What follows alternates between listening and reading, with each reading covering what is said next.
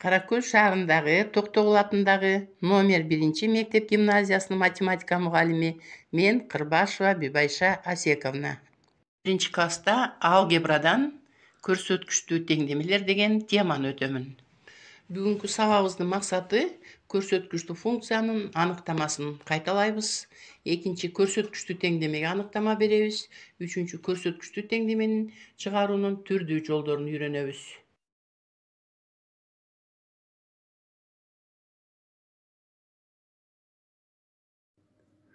Саламатсыңарбы балдар?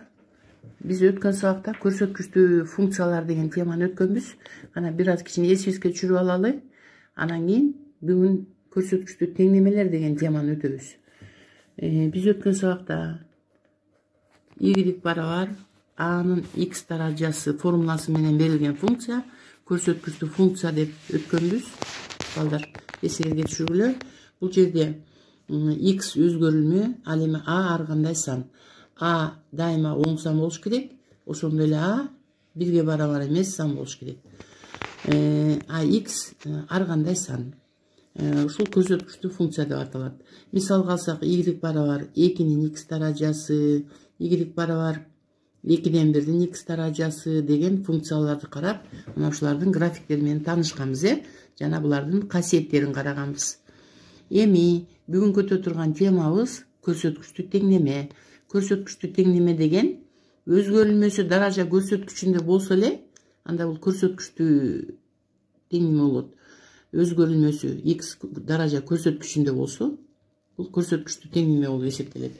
Көрсөткүчтүү теңдемелерге мисалы жалпы түрү a'нын x даражасы барабар b деген теңдемени ала турган болсок, бул көрсөткүчтүү теңдеме. Бул жерде b деген сан кандай болгон учурда теңдеме кандай болот? Мисалы b-ны алалы, b терс сан болсо, b деген саныбыз терс сан болсо, анда теңдеме тамырга ээ болбойт. Теңдеме тамырга ээ эмес. Ал эми b 0-дөн чоң болсо, теңдеме тамырга ээ. Тамырга ээ болот. Теңдеме тамырга ээ болот. Көрсөткүчтүү теңдемелерди чыгаруунун ар кандай жолу бар. Мисалы үчүн бирдей негизге келтирип алып чыгарыш керек. Ошондой эле жаңы өзгөрмөнү киргизүү жолу менен чыгарыш керек. Жалпы көбөйтүүчүнү кашан сыртына чыгаруу жолу менен чыгарыш керек. Бүгүнкү сабагыбызда силерге бирдей негизге келтирүү жолу менен кантип чыгарабыз? Ушул боюнча мисалды карайлы. Мисал үчүн бизге мындай деген мисал берилсин. Мисалы 5-тин 3x минус 2 даражасы барабар 5-тин 10 минус x даражасы деген теңдеме берилсин. Бул жерде карасаңар, өзгөрүлмө x даражанын көрсөткүчүндө болуп атат. Бул демек көрсөткүчтүү теңдеме. Мунун даражанын негиздери бирдей болуп атат. Экөө тең 5 болуп атса, эки даража бири-бирине барабар болсо, анда алардын негиздери бирдей болсо, анда алардын даража көрсөткүчтөрү да бири-бирине барабар болот. Даража көрсөткүчтөрүн барабарлайбыз. 3x минус 2 барабар 10 минус x деген теңдемеге келип калдык. Бул жөнөкөй теңдемени чыгарыш үчүн белгисизди сол жагына, белгилүүнүн оң жагына топтойбуз. 3x деп туруп, минус x'ти барабардыктын сол жагына алып өтөбүз. Плюс x барабар 10 жазабыз дагы, 2-ни барабардыктын оң жагына алып өтөбүз. Плюс 2. 3x'ти x'ке кошсок 4x болот. 4x барабар 12. X'ти табыш үчүн 12-ни 4-кө бөлөбүз. X барабар 3-кө деген теңдеменин тамыры келип чыкты. Эми кайрадан текшерип көрөлү. Текшерип x'тин ордуна кое турган болсок, 3-тү 3-кө бөлсөк 9, 9-дан 2-ни алсак 7. Демек 3-түн 5-тин 7-нчи даражасы, буякты карайлы. 10-дон 3-тү алсак 7. 5-тин 7-нчи даражасы барабар 5-тин 7-нчи даражасы. Демек бул теңдеменин тамыры болуп эсептелет экен. Экинчи мисалыбызды карайлы балдар. Экинчи мисалыбызды карайлы. 49-дун x даражасы барабар 7-ден 1-дин x квадрат даражасы. Бул дагы көрсөткүчтүү теңдеме, анткени өзгөрүлмө даражанын көрсөткүчүндө болуп атат.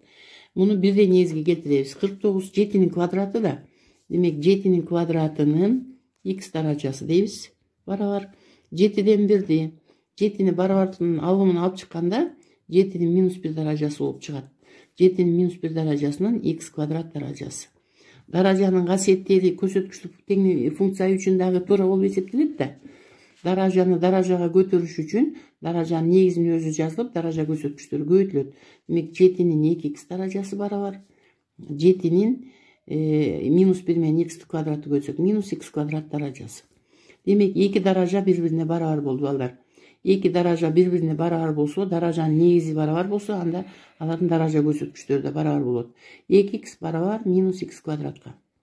X квадратты барабардын сол жагына алып өтөбүз. 2x плюс x квадрат барабар 0-гө.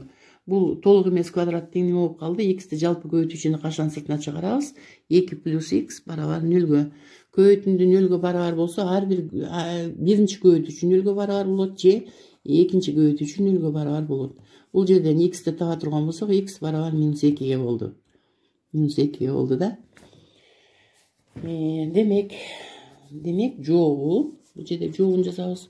Жообу x биринчи барабар 0 экен, x экинчи барабар минус 2 деген тамырга ээ болду. Биз азыр бул эки мисалыбызда эмне кылдык? Бул эки мисалда негиздерин бирдей негизге келтирип алып, анан чыгардык. Эми дагы бир мисал келтирели. Могу жерге жазайын. Мисалы 2'nin 3x даражасы көбөйтүлгөн 3'түн x даражасы барабар 576. 576. Бул теңдүүнү чыгарыш үчүн муну дагы бирдей негизге келтиребиз. Мисалы мындай жазып алсак болот. 2'nin 3 даражасынын x даражасы деп алабыз. 2'nin 3x даражасын. Анткени 2'nin 3 даражасынын x даражасы болгондо даражаны даражага көтөрүүдө 3 менен x көбөйтүлсө кайра 3x деп берет. Көбөйтүлгөн 3'түн x даражасы барабар 24'түн квадраты. 24'түн квадраты 576. Могу жерден 2'nin 3 даражасы, могу x даражасы бирдей болуп аткан үчүн көрсөткүчү муну мынтип жазып алсак болот. 2'nin 3 даражасы көбөйтүлгөн 3'түн x даражасы. Анткени көбөйтүндүнү даражага көтөрүш үчүн ар бир көбөйтүүчү ошол даражага көтөрүлөт. Муну көбөйтүндү катары жазып алдык.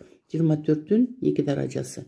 2'nin 3 даражасы 8'ди берет. 8 7 3 24. 24'түн x даражасы барабар 24'түн квадраты. Демек негиздери бирдей болуп калды. Демек даража көрсөткүчтөр да бири-бирине барабар болот.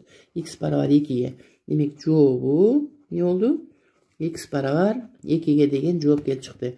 Жогорку көрсөтүлгөн мисалдарда биз негиздерин бирдей түргө келтирип алып туруп, анан кийин көрсөтүчтү теңдемени чыгардык.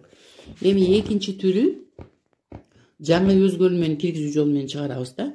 Мисалы жазалы. 2 даражасы плюс x, 2 плюс x даражасы минус 2'nin 2 минус x даражасы барабар 15. Мына муну чыгарабыз. Ошондо минтсек болот. 2'nin квадраты көбөйтүлгөн 2'nin x даражасы деп алсак болот. Минус 2'nin квадраты көбөйтүлгөн 2'nin минус x даражасы барабар 15 деп жаза алабыз. Анткени карасаңар, негиздери бирдей болгон даражаларды көбөйтүш үчүн негизинин өзү жазылып, даража көрсөткүчтөрү кошулат дегенде кайра берилишинин өзү берилип калат да. Могу жерде жаза турган болсок, 4 2'nin квадраты 4 көбөйтүү 2'nin x даражасы минус 4 көбөйтүү 2'nin x даражасын 1 бөлүнгөн 2'nin x даражасы деп жазып алабыз да. Бөлчөктүн бөлүмүнө түшүрөбүз. Анткени терс көрсөткүч даражанын формуласы бар да, мындай деген. A'нын минус x даражасы барабар 1 бөлүнгөн A'нын x даражасы деген формуланын негизинде биз мынтип жазып алдык, барабар 15 деп. Эми мына мондай теңдемеге келип калды да. Ошондо 2'nin x даражасын кандайдыр бир y деген тамга менен белгилеп алабыз. Ошондо 4 көбөйтүлгөн y минус 4 көбөйтүлгөн 1 бөлүнгөн y барабар 15 деген теңдемеге келип калды. Ол жерде бөлчөктүн бөлүмүндө y-ти жоготуш үчүн y-ке көбөйтүбүз. Ошондо y-ке көбөйтүсек 4y квадрат 15 y болот да, көбөйткөндө 15 y-ти сол жагына алып өтө турган болсок, минус 15 y минус 4 барабар 0 деген теңдемеге келип калды. Мына могул теңдемени чыгарабыз балдар. Чыгарыш үчүн дискриминантты табабыз. Дискриминант барабар 15'тин квадраты минус 4ac барабар 15'тин квадраты 225 берет, минус 4'тү 3 жолу көбөйтсөң 64, плюс 64 берет. Барабар коссоң 289. 289 нөлдөн чоң болсо 2 тамырга болот. Игилик биринчи жана игилик экинчи барабар 15 плюс минус 289дан 17 чыгат. Бөлүнгөн 2а 8 берет. Игилик биринчи барабар плюс менен ала турган болсо 32. Оны 15-ти 17ге коссоң 32-ни 8ге бөлсөң 4төн. Игилик экинчи барабар 15-тен 17-ни алсаң минус 2. Минус 2-ни 8ге кыскартсаң минус 4төн 1. Игиликтин маанисын алып келип, мына бу эмеге коебуз. Белгилеген 2 x даражасы бар игиликтин ордуна коебуз да 4тү койсок, муну чыгаралы. 2 x даражасы бар 4тү 2-нин квадраты алабыз, x барабар 2ге болот. Экинчисин жаза турган болсок, 2 x даражасы барабар минус 4төн 1. Башында айтылган, эгерде мына бу 2-нин x даражасы дайыма оң мааниге болот, минус 4төн 1 терс сан болгон үчүн бул тамырга ээ болбойт. Тамырга ээ эмес. Мына ушинтип балдар биз көрсөткүчтүү теңдеменин эки түрдүү жол менен чыгарылышын өттүк. Биринчиси жаңы эме бирдей негизге келтирүү жолу менен чыгардык. Экинчимиз кийинки мисалыбызда жаңы өзгөрмөнү киргизүү жолу менен чыгардык. Эми үйгө тапшырмага балдар. Үйгө тапшырмага мына муну чыгарасыңар. Китебиңердин 24 бетинде бет номер 14 анан 15 14-15-ти чыгаргыла. Түшүнбөгөн суроңор болсо WhatsApp аркылуу сурагыла, сөзсүз түрдө чыгарып мага көрсөткүлө балдар. Саламатта калгыла.